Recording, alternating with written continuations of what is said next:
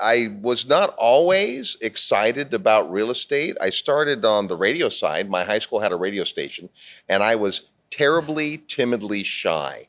But I discovered that in this little room where there was no one that had to look at me, I could grow a personality. And I love music. So we were a little 10-watt radio station, rocking the block. Hey. But that led to then in college, I was in college radio, and little by little, I just kind of took to it.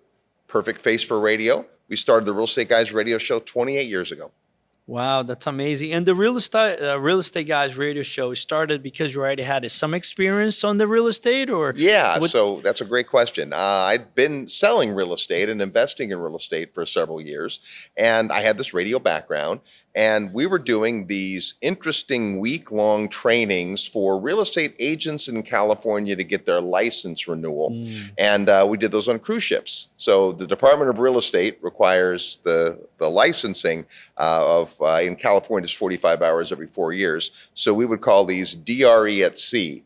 And the guy who was doing the teaching, he cornered me one day on the cruise ship and said, "Hey, you know, you've got a background in radio and I'm a speaker. What do you think about a radio show on real estate?" I'm like, "That'd be great." So we started that show on a little radio station in Northern California. And little by little, it grew and grew and grew. And today we're in 194 countries. It's crazy. Oh my goodness, man. Yeah. That's great. And do you guys actually have some type of translations for this country, or is it just English? No, it's just in English, although we've got a couple of people who take the show and then do a translation and show it on YouTube. It's pretty fun to watch. It's incredible, man. I want to check it out in Brazil because, I'm from Brazil. Right. Originally, but that's so cool. Like, see all this feedback, and you guys one of the pioneers on that industry, wasn't it? Yeah. So we were on radio and still are on traditional radio. But a guy at the station came up and he goes, "Hey, I started podcasting your show."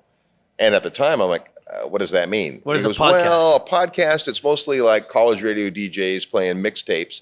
But there's a few talk shows, and so I take most of the commercials out. And last week we had 15 listeners. Like, wow, okay. And little by little. So I think we might have been the first real estate podcast. And then once you're up on the charts, if you will, then when people find podcasts, wherever they like to download those, you start to show up. And, today it's pretty smart. They recommend if you listen to this, you should try that and so forth. So especially with YouTube and all that stuff.